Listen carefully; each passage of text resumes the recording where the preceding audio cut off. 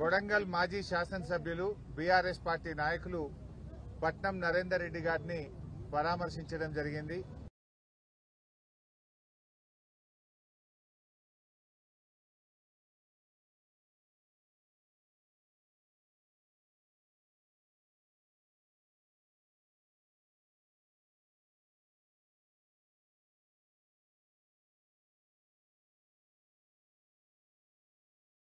Arrest చేయడం జరిగింది. ఇలా వాస్తవంగా చెప్పాలంటే ప్రజా పాలన మీద ప్రజల తిరుగుబాటు ప్రారంభమైంది. ఆ తిరుగుబాటు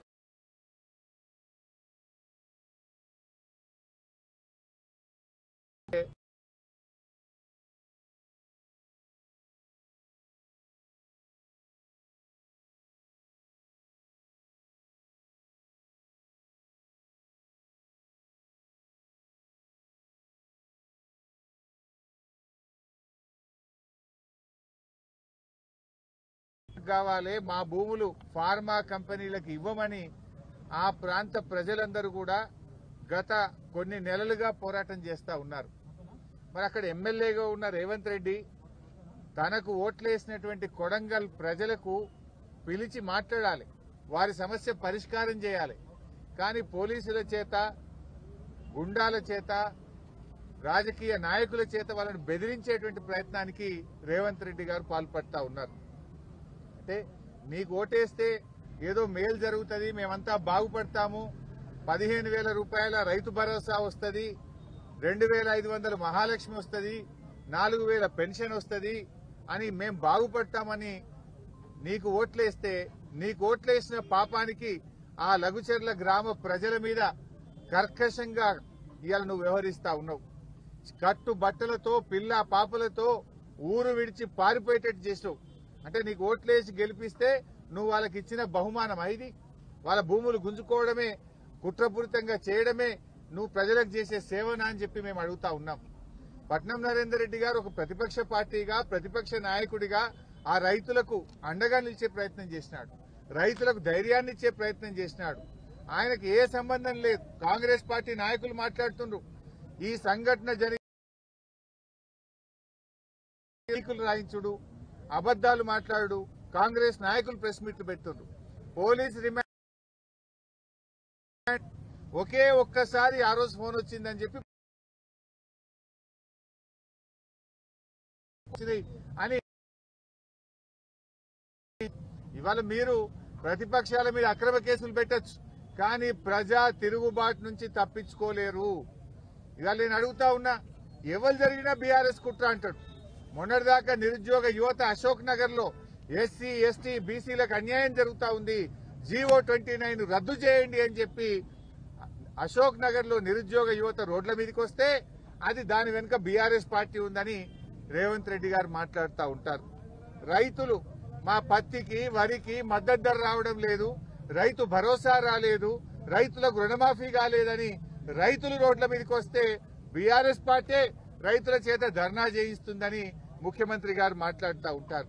మా స్పెషల్ పోలీసులు, మాకు ఏక్ పోలీసింగ్ పద్ధతి కావాలి, మా సరెండర్ లీవులు మాకుండాలి, మమ్మల్ని ఇబ్బంది పెడుతున్నారని పోలీసులు రోడ్ల మీదకి వచ్చి ధర్నాలు చేస్తే దాని వెనుక బీఆర్ఎస్ పార్టీ కుట్ర ఉందని రేవంత్ రెడ్డి గారు మాట్లాడుతుంటారు. గురుకుల విద్యార్థులు ఈ పురుగులన్నం మేము తినలేకపోతా ఉన్నాం, మాకు నీళ్ల చారుతో మేము తినలేకపోతున్నాం అని గురుకుల విద్యార్థులందరూ రోడ్ల మీదకి వచ్చి ధర్నాలు చేస్తుంటే ఇది బీఆర్ఎస్ వాళ్ళే చేయిస్తుండ్రని ముఖ్యమంత్రి గారు మాట్లాడతారు. చివరికి ఆయన స్వంత నియోజకవర్గంలో మా గిరిజన సోదర సోదరీమణులు మా భూములు మాకు కావాలి, ఫార్మాసిటీకి మేము భూములు ఇవ్వము అని చెప్పి నీ నియోజకవర్గ గిరిజనులు రోడ్ల మీదకి వచ్చి పోరాడితే దీని వెనుక బీఆర్ఎస్ పార్టీ కుట్ర ఉందని రేవంత్ రెడ్డి గారు మాట్లాడుతుంటారు. అంటే ప్రతిపక్షం, ప్రజలు మాకు ఇచ్చిన బాధ్యత ఏంది?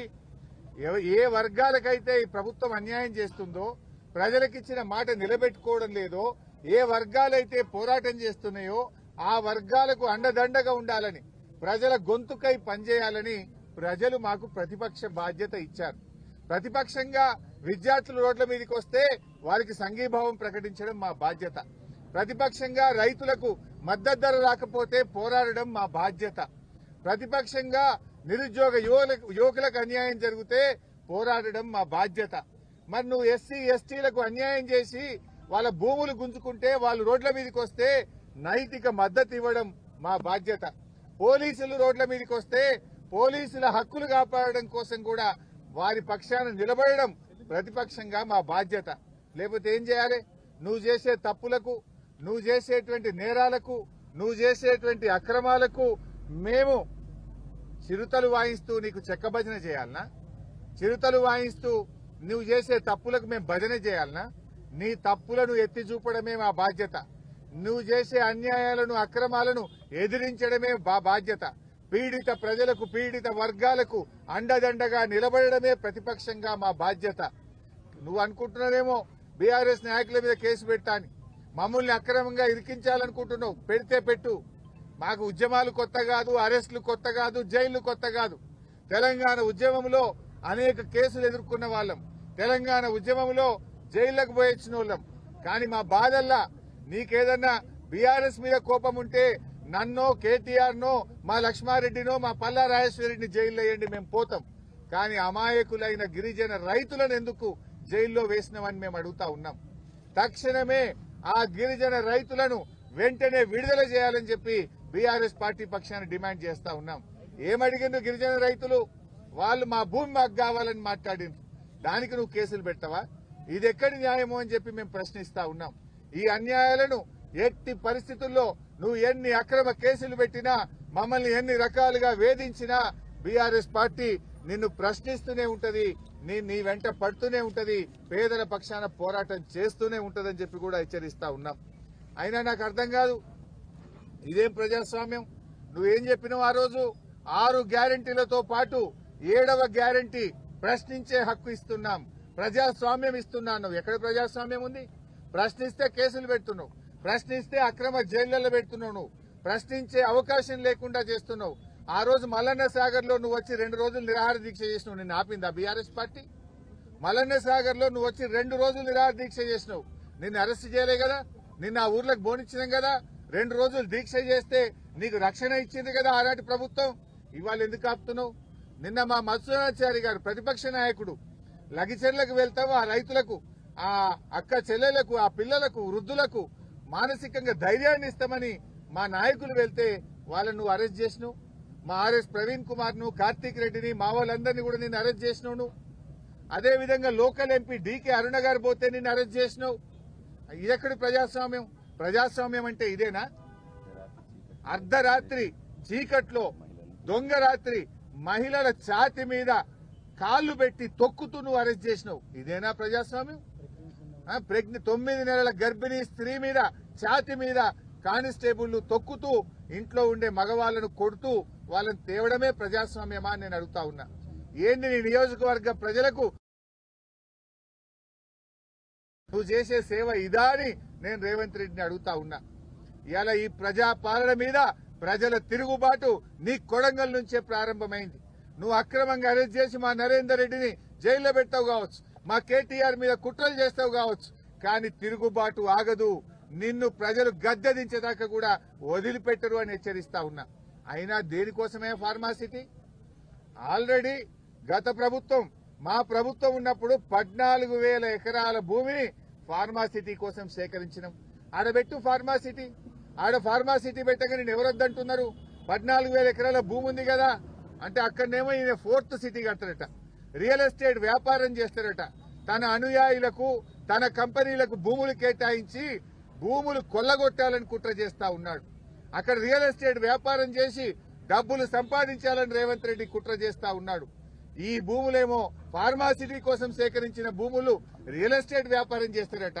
కొత్తగా జహీరాబాద్ లో కొడంగల్ పోయి దళిత గిరిజనుల భూములు లాక్కుంటారట. ఇందిరమ్మ రాజ్యం అంటే ఇదేనా? ఏం చెప్పింది ఇందిరమ్మ? ఇందిరమ్మ దళితులకు, గిరిజనులకు భూములు పంచితే ఇందిరమ్మ ముసుగులో రేవంత్ రెడ్డి ఈ రోజు దళితుల, గిరిజనుల భూములు లాక్కోవాలని చూస్తా ఉన్నాడు. ఆనాటి ఇందిరమ్మ ఎమర్జెన్సీ పాలన ఈ రోజు రాష్ట్రంలో తలపిస్తా ఉన్నది. నువ్వు భూములు గుంజుకోవడమే ఇందిరమ్మ పాలన? దళిత గిరిజనులను అక్రమంగా కేసులు పెట్టి జైల్లో పెట్టడమే ఇందిరమ్మ పాలన? నేను అడుగుతా ఉన్నా. నిజంగా ఫార్మాసిటీ పెట్టాలి, ఫార్మా కంపెనీలు రావాలంటే గత ప్రభుత్వం సేకరించిన 14,000 ఎకరాల్లో నువ్వు ఫార్మా కంపెనీలు పెట్టు. ఈ కొడంగల్ గాని జహీరాబాద్ లో గాని నువ్వు సేకరించిన భూమిని వెంటనే విత్డ్రా చేయి. రైతుల భూములు రైతులకు ఉంచు. రైతులను అన్యాయంగా వేధించొద్దు అని చెప్పి రేవంత్ రెడ్డి ప్రభుత్వాన్ని మేము హెచ్చరిస్తా ఉన్నాం. అయినా నీ ప్రాధాన్యత ఏంది? నీ ప్రాధాన్యత అదాని, నీ ప్రాధాన్యత నీ తమ్ముళ్ళు, నీ ప్రాధాన్యత నీ అల్లుళ్ళు. అంతే తప్ప నీకు గిరిజనులు పట్టది, దళితులు పట్టది, పేదలు పట్టది.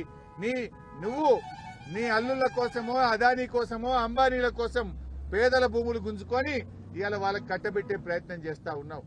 తస్మాత్ జాగ్రత్త. తెలంగాణ ప్రజలు ఊరుకోరు. ఎట్టి పరిస్థితుల్లో బీఆర్ఎస్ పార్టీ ఈ దళిత గిరిజన రైతుల పక్షాన నిలబడుతుంది, పేదల పక్షాన నిలబడుతుంది. ఇవాళ నీ కుట్రైంది.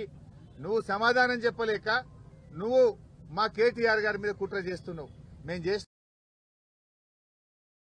భూమి పోయే వాళ్ళ మీద నువ్వు గాని, దామోదర్ రాజనరసింహ గారు గాని, కోదండరామ్ గారు గాని మీరొచ్చి రెచ్చగొట్టింది కదా. మీరొచ్చి ఆ రోజు ఎన్ని రకాలుగా భూసేకరణ జరగకుండా ప్రజల్ని రెచ్చగొట్టి పోలీసుల మీద కారం జల్లే ప్రయత్నం చేసిండ్రు. మరి ఆ రోజు మేము మీ మీద పెట్టాలంటే కుట్ర కేసు పెట్టి మిమ్మల్ని అరెస్ట్ చేయలేకపోయామా? ఆ తప్పుడు పనులు మేము చేయలే. ప్రజాస్వామ్య బద్దంగా మేము వ్యవహరించాం. ఇవాళ నరేందర్ రెడ్డి గారికి ఏ సంబంధం లేదు. నరేందర్ రెడ్డి గారు అక్కడ ఒక ప్రతిపక్ష నాయకుడిగా, మాజీ ఎమ్మెల్యేగా ప్రజలు, గిరిజనులు, రైతులు తన దగ్గరికి వచ్చినప్పుడు తను నైతిక మద్దతునిచ్చాడు. ప్రభుత్వం దృష్టికి తీసుకుపోయాడు. ప్రభుత్వంతో ఈ భూములు తీసుకోవద్దని చెప్పి ఆ రైతుల కోసం ఆయన మాట్లాడే ప్రయత్నం చేసినాడు. పార్టీ దృష్టికి తెచ్చాడు. ఇవాళ నరేందర్ రెడ్డి గారిని ఇరికిస్తారు. మళ్ళా ప్రశ్నించే గొంతు ప్రతిరోజు ప్రభుత్వం మీద పోరాడుతున్న కేటీఆర్ ను కూడా అక్రమంగా ఇరికించారు. ఇప్పుడే మేము ఆయనతో మాట్లాడాం, నరేందర్ రెడ్డి గారితో. ఆయన రిమాండ్ రిపోర్ట్ లో ఏం రాశారో తెలియదట ఆయనకు. రిమాండ్ రిపోర్టును 5 నిమిషాల ముందు మెజిస్ట్రేట్ గారి ముందు ప్రవేశపెట్టే ముందు రిమాండ్ రిపోర్ట్ మీద సంతకం పెట్టించుకున్నారు. ఆ రిమాండ్ రిపోర్ట్ లో ఏముందో నాకు తెలియదు. జైల్లో పొద్దున పేపర్లు చూస్తా ఉంటే రిమాండ్ రిపోర్ట్ లో కేటీఆర్ గారికి కూడా దీనిలో ప్రోద్బలం ఉన్నదని, కేటీఆర్ గారు ఎన్ని డబ్బులు ఖర్చు అయినా పెట్టమని చెప్పినట్టు వీళ్లే రిమాండ్ రిపోర్ట్ రాసి, రిమాండ్ రిపోర్ట్ లో చదివే అవకాశం లేకుండా సంతకం పెట్టించి ఇవాళ తప్పుడు రిమాండ్ రిపోర్ట్ రాసినారు. తప్పుడు రాసిందని చెప్పి నరేందర్ రెడ్డి గారు మాకు చెప్తూ ఆయన చాలా బాధపడ్డాడు. అసలు నాకే సంబంధం లేదు, నాకే విషయము తెలియదు, కేటీఆర్ గారికి సంబంధం ఉందని ఆయనని ఇరికిచ్చారు. ఇది అన్యాయం. అసలు రిమాండ్ రిపోర్టు రాసే ముందు నాతో మాట్లాడలేదు, ఏమి రాశారో చదివే అవకాశం నాకు ఇవ్వలేదు, రిమాండ్ రిపోర్ట్ లో ఏముందో నాకు తెలియకుండా ఒత్తిడి చేసి నాతో సంతకం పెట్టించారు. అంతకుమించి నాకు తెలియదు. ఈ విషయాన్ని మీకు చెప్పడమే కాదు, నిన్న మెజిస్ట్రేట్ కూడా చెప్పాను.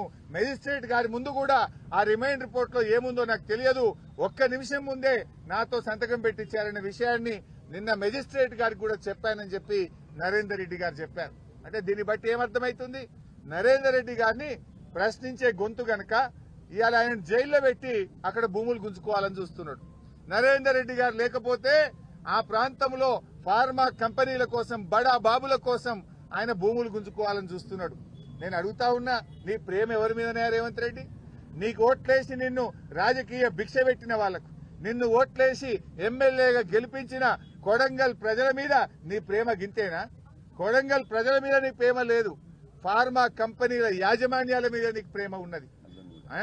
నీ ప్రేమ నీ అల్లుని మీద, బడా బడా పారిశ్రామిక కంపెనీల మీద. అంటే నువ్వేంది కాకులను కొట్టి గద్దలకేసే ప్రయత్నం లాగా, అంటే రైతుల నోర్లు కొట్టి గిరిజన రైతుల భూములను అక్రమంగా గుంచుకొని ఫార్మా కంపెనీల బడా బడా బాబులకు ఆ భూములు కట్టబెట్టడం కోసం నువ్వు పనిచేస్తున్నావు. ముఖ్యమంత్రి ఉన్నది ఇందుకేనా? దళితుల గిరిజనుల నోళ్లు కొట్టడానికేనా? పేదల భూములు గుంజుకోవడానికేనా? ఇదేనా అని మేము అడుగుతా ఉన్నాం. నరేందర్ రెడ్డి గారు ధైర్యంగా ఉన్నారు. ఆయన ధైర్యంగా ఉండమని చెప్పి బీఆర్ఎస్ పార్టీ ఆయనకు పూర్తి అండదండగా ఉందనేటువంటి విశ్వాసాన్ని మేము ఆయనకు చెప్పాం. తప్పకుండా న్యాయం గెలుస్తుంది, ధర్మమే నిలబడుతుంది. నువ్వు అక్రమంగా కేసు పెట్టచ్చు, మమ్మల్ని జైల్లో పెట్టచ్చు, మాకు న్యాయం మీద నమ్మకం ఉంది, న్యాయస్థానాల మీద మాకు నమ్మకం ఉన్నది. మా న్యాయవాదులు తప్పకుండా పోరాడతారు. నిర్దోషిగా నరేందర్ రెడ్డి గారు బయటకు వచ్చేది ఖాయం. నరేందర్ రెడ్డి గారికి ఏ సంబంధం లేకుండా అక్రమంగా ఆయనని కేసులో ఇరికిచ్చారు. తప్పకుండా న్యాయస్థానంలో మాకు న్యాయం జరుగుతుందని, నిర్దోషిగా నరేందర్ రెడ్డి గారు బయటకు వస్తారనే సంపూర్ణమైన నమ్మకం మాకుంది. खबरदार रेवंत रेड्डी।